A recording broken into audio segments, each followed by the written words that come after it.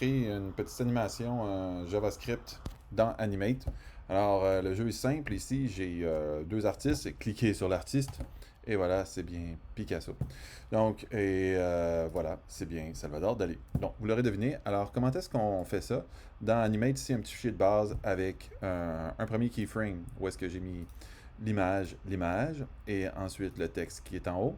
Ensuite, un deuxième keyframe où est-ce que j'ai la signature et un troisième keyframe où est-ce que j'ai la troisième signature. On va commencer par la théorie des masques. Donc, premièrement, un masque, qu'est-ce que c'est dans Animate?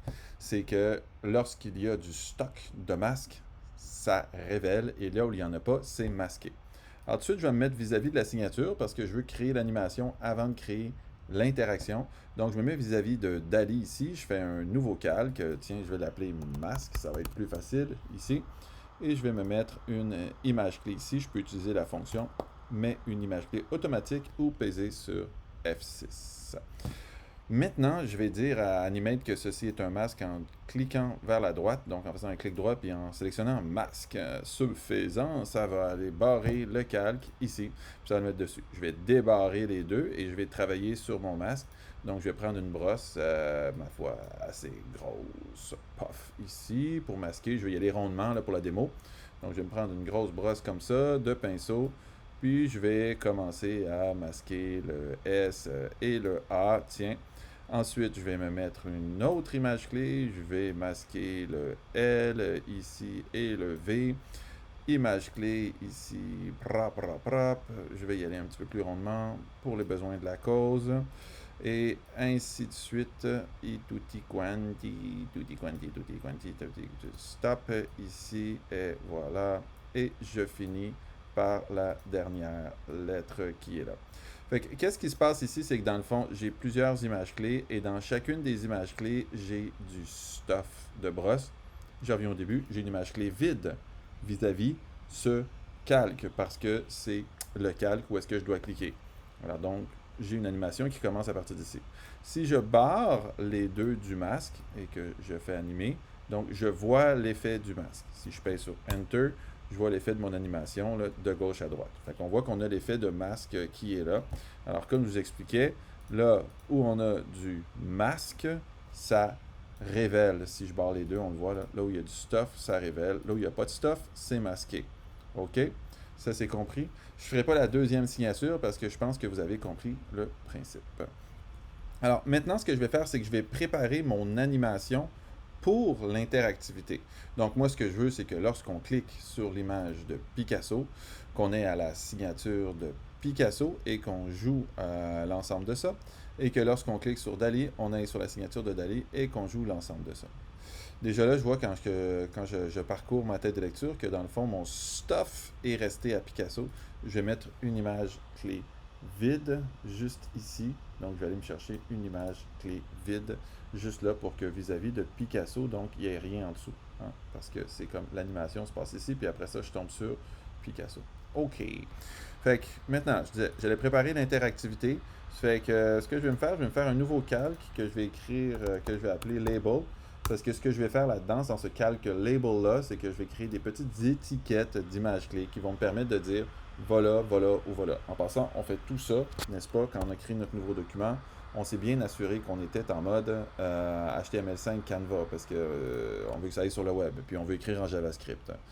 Alors, donc, ici, mon premier label ici, je m'en vais dans mon panneau de propriété. Puis, qu'est-ce que je vois sur mon panneau de propriété? Je vois que je sélectionne une image. En effet, j'ai sélectionné mon premier keyframe de mon calque label.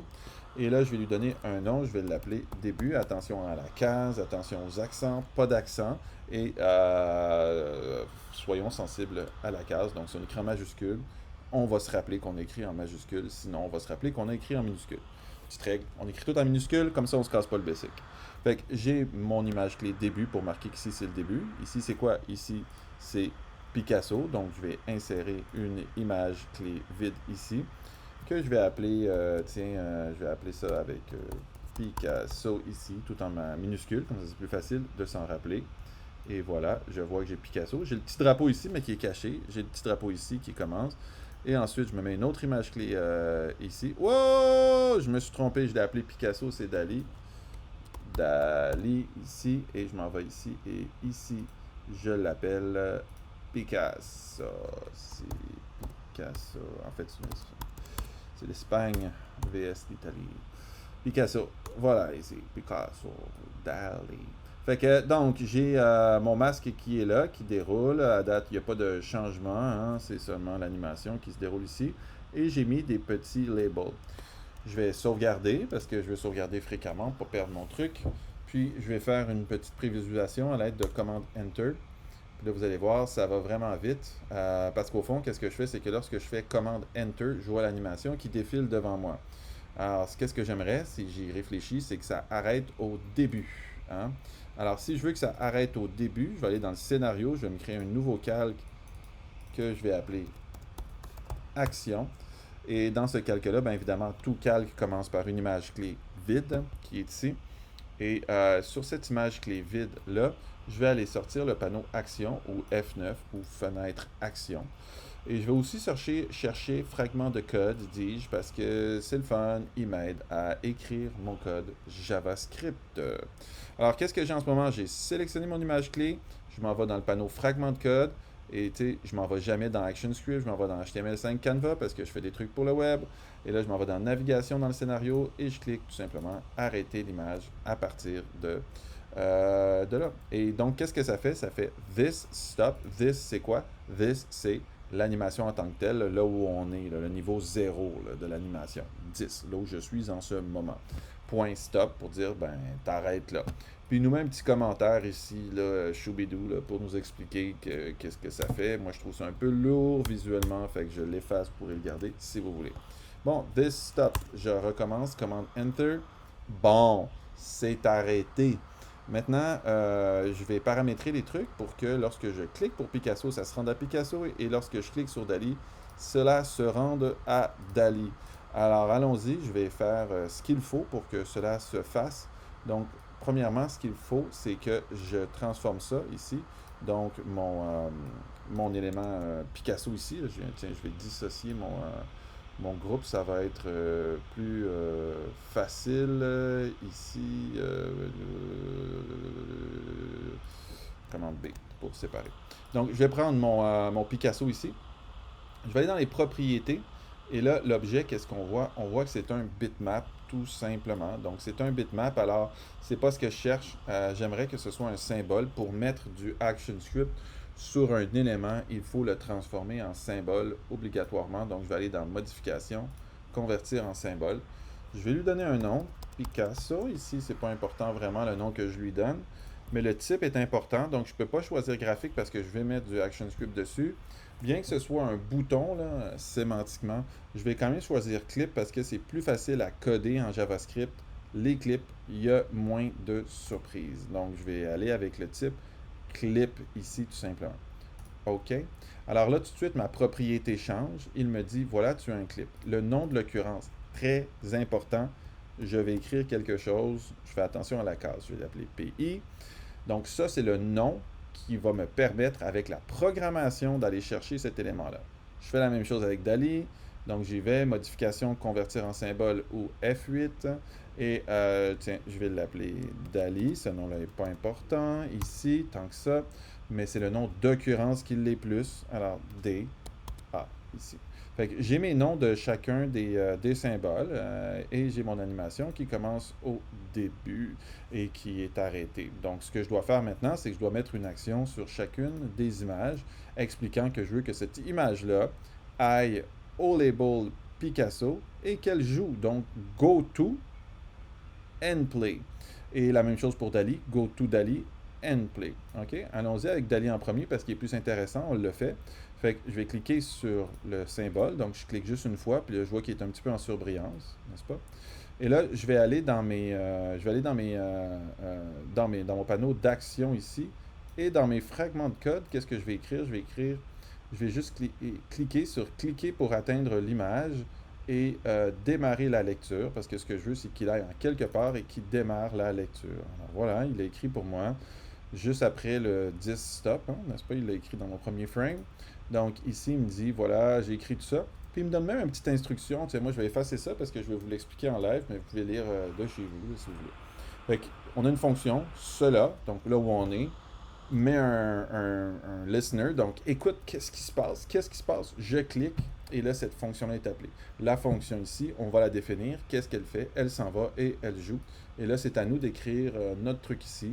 Alors on va mettre le nom du label qu'on veut, entre guillemets, les guillemets sont importants ici.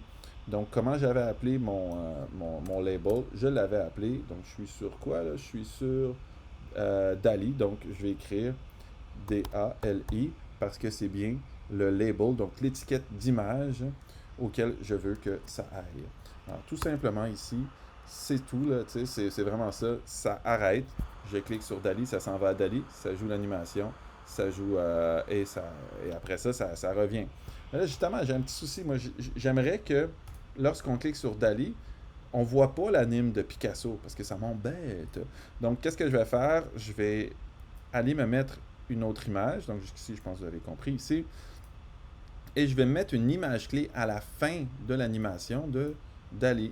Simplement ici, je vais m'ajouter une autre image clé vide ici. Et puis, sur cette image clé vide là, qu'est-ce que je vais dire? Bien, dans le fond, je vais dire que je veux que ça revienne au début. Fait que je vais mettre juste le go to and play. C'est un petit peu chiant parce qu'on l'a pas, on n'a pas on n'a pas tous les cas de figure là, dans le go to and play, go to and stop. Fait que, tu sais, je peux pas utiliser les fragments de code ici. Là. Je vous ai consigné tout ça là, dans un petit document texte ici, là, ceux qui suivaient le cours avec moi.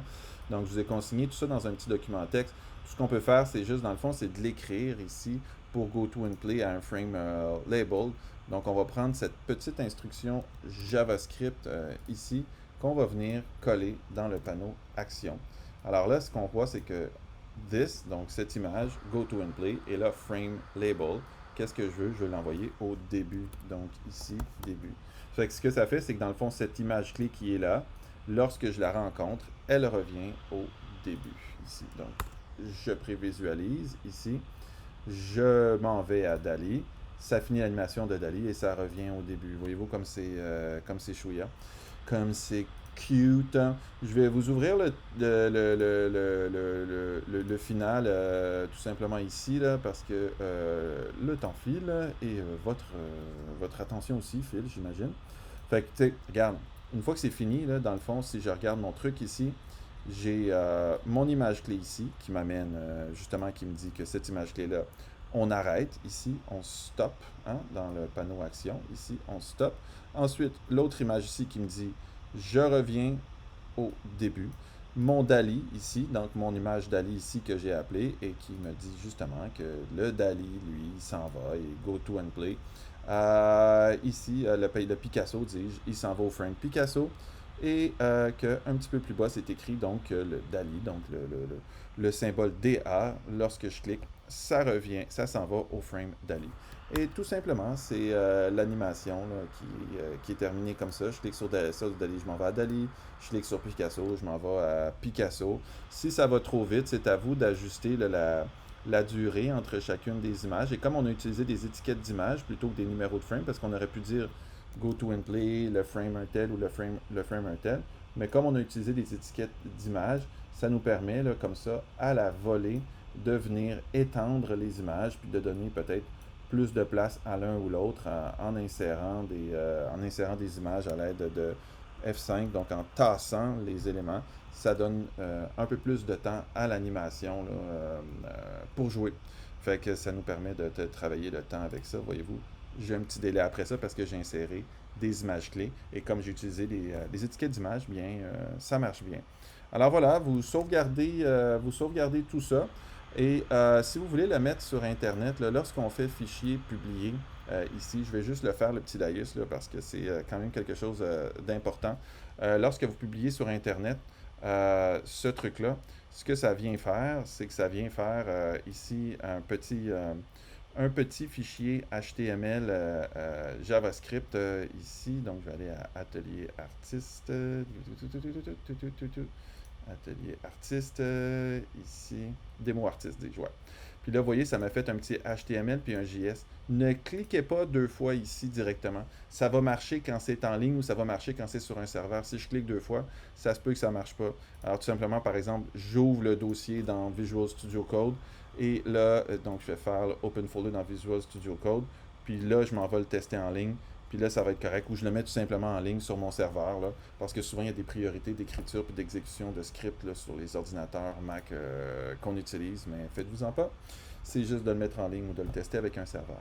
Alors voilà, c'est fini pour cette portion.